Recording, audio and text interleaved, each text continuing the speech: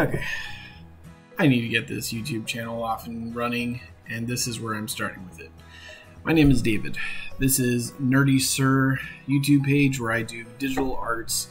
Specifically right now, I'm doing digital arts for a laser engraver, teaching how to use a program called Inkscape and how to do laser engraving on that. So let's start it off with something simple. Today we're going to make dominoes.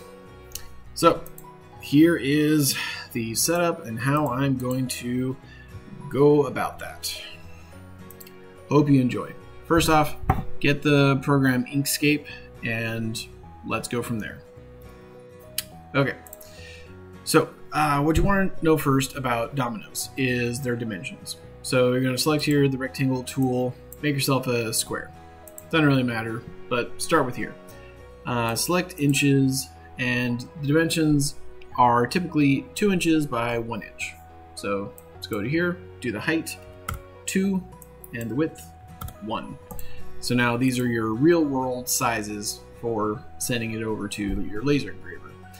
Now I want to get everything aligned and set up correctly. So I'm going to go to my alignment distribute, relative to page, center vertically, center horizontally. And as far as getting the rest of the colors set up, here's how I'm going to approach my fill and stroke colors. So fill, I'm going to turn off, no paint. Stroke, I'm going to enable on the fill, but I want to have it be right click, set stroke to green. That's what I have my cut color as in the program. So that's what we're going to set it as.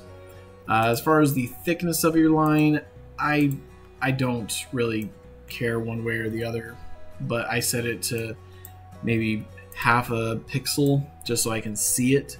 But this is going to be treated as a cut line, so whether this is thin or thick, it's going to be still treated as a path. So just keep it thin, keep yourself, whatever. Okay, so now since we're doing dominoes, dominoes have a curved corner area. So I'm going to select this, double click it so that I go into this sort of editor for these objects. Now if I select that one corner or this corner, I can affect the dimensions of it, but I don't want to do that. I've already affected them. I want to affect the corners. I want to add a rounded corner. So if I select one of these circles and just drag down, it'll take me down to where it stops here, or I can affect this corner up here. So that's adding curved corners on 2 edges. So on this edge and the edge up here. Now I want them to be even, so I'm going to hold down Control, left click, drag, so that it evenly moves both sliders evenly. So I'm going to keep it subdued. I'm going to just put it right there, and I'll be happy with that. No problem. That's what I want. So this is now the outline for my domino piece. So now the internal parts. As we are familiar with dominoes, we know there's a stripe in the middle. But now I just made this curved object, so now it adds all this curvy stuff. But if I hit this button up here, it makes the corners back to being sharp. So I'm going to turn off stroke and turn on fill. And I'm going to snap this to the center of my page. Ah, darn it, it is too wide. So the way that I get that smaller is I can click and drag and recenter it. And this is less technical. This is more eyeballing and what you're happy with. If you're happy with a thicker line, cool. If you want it to be a little bit thin, cool. Just make sure it's centered on the page and that this shape is centered on your page. And you're done. So you've essentially now just made your 0-0 domino tile. Congratulations.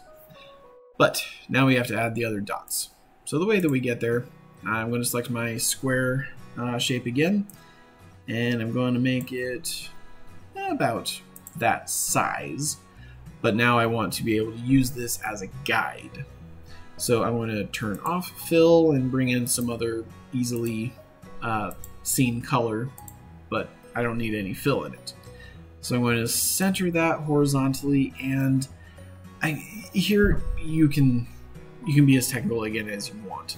I'm just eyeballing this. So I'm going to have my circle areas, my dots, appear within this space. And if you make it like really small, that's not pleasing to the eye, and there will be many people who will offend themselves by looking at that. So get it something right there, get it about even in this little empty space here, and you're good. Now you get your circles. You bring in your circle thing, hold down Control and Shift, click and drag, and so I'll proportionally create an even circle. And then you let go. And make sure up here, because it is really easy to make an oval and you don't quite know it, and oh, those are not quite even. So make sure that whatever you are creating, you are checking the dimensions that they match up. So I'm going to turn off stroke, turn on black fill. So now I'm going to have this as an engrave area, much like that stripe is going to be an engrave area. So as far as size, that's a bit big. So I would scale that down, not too much. Take whatever the size here is, so your height, copy that, select your object, lock proportions, so whatever you scale up on this side, you also hit on the width. So copy whatever the width of this square was and divide that by, I don't know, 3.5. You could even take it down a bit more because you want space to appear between these. In fact, let's do that divided by 4. That's probably a good safe number. And here's the reason for that. So we've selected this dot. Now we shift click the square. And in my align and distribution area, go to last selected, and I'm going to center it on the vertical axis and the horizontal. So now this dot is centered right in this red square. Now I'm going to duplicate that dot, select the square again, have it lock to the other side. Duplicate again, have it go to the right side. Duplicate these, snap them to the bottom, duplicate those, snap it to the top. So now you have your basic up to 6 number die configuration. This will effectively give you all the numbers that you would want to go up to. So the way that you copy all of this onto the other side of the die, because you're just going to be using this as a template. So you want to select all of your dots, you duplicate them. If you don't know how to do that, go into Edit, Duplicate, or Control D, and now you've created duplicates right on top of where you had. But now I want them to be on the opposite side, because remember, we're just using this as a template. So I have those duplicates that I just created, and I'm going to click Shift, or press Shift, left click on my outline tile, click the outline again so that the rotation pops up, click and drag and hold down Control so that it moves at 15-degree increments until I've made a full 180-degree rotation. And now I can delete that square, and there you have your template for creating all of your tiles, at least up to the number 6. Anyways, so congratulations. This is how you've made your tile.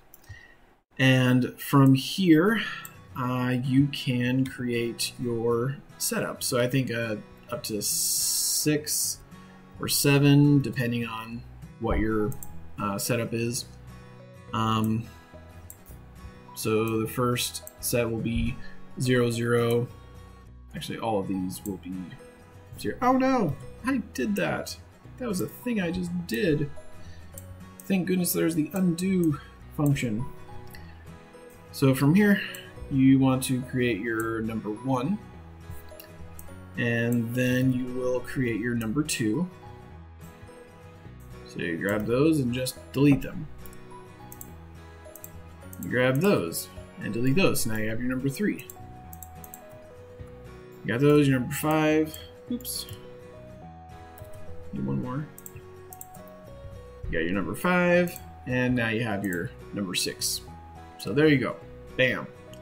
All of them in one little go, just using that one template, because dominoes are all about alignment and OCD.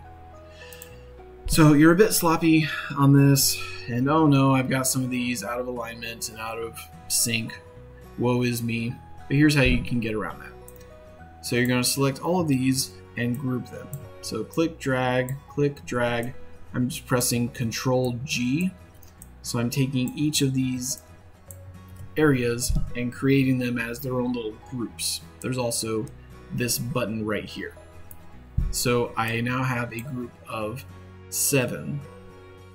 So I want these to be evenly spaced and aligned with each other. So I'm going to move this about right here, move that one about right there, select all of these, and as far as orientation on the page, I want to center them all on the horizontal axis so that they're all centered horizontally, and then vertically I want them to be evenly spaced. So that's this horizontal gap. So you got these blue bars and then the red lines that show the spacing between them. So whatever the shape of the objects themselves are, you want them all to be spaced evenly. And that's what this option will give you. So now these are all beautifully created and proportionally lined up. So here we go. Now we can get on and send them over to the laser.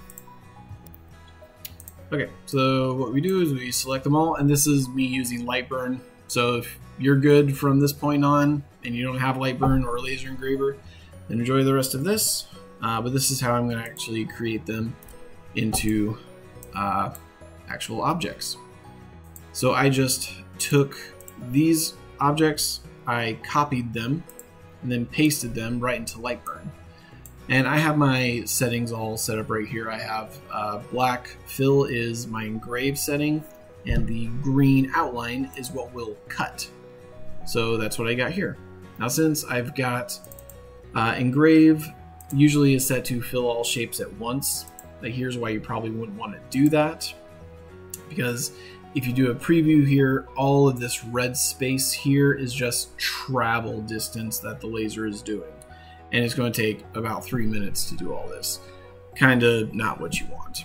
But if you double click there and do fill shapes individually, then suddenly that, what was it, 3 minutes, 9 seconds? Now it's 2 minutes, 13. You shaved almost a minute off just because you fill these shapes individually instead of going back and forth across all that distance. So it's an efficiency thing. It's saving yourself time. It's worth the effort. So let's see what these things look like all engraved up. Okay, I'm getting my engraver all set up here. So got this area all set up, so I want my dominoes to appear right here. And I want to make sure they fit inside the frame area. Wow, almost. So, doop.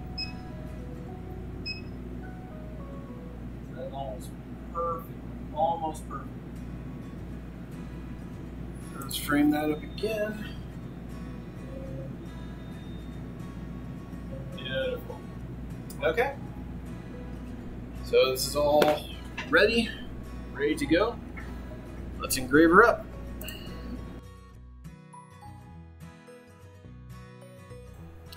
And that is how it is done. So we got here domino tiles all cut up, and really all they need now is a little bit of tender loving care, because you'll get a little bit of scorch on there, and every material has some level of this happened.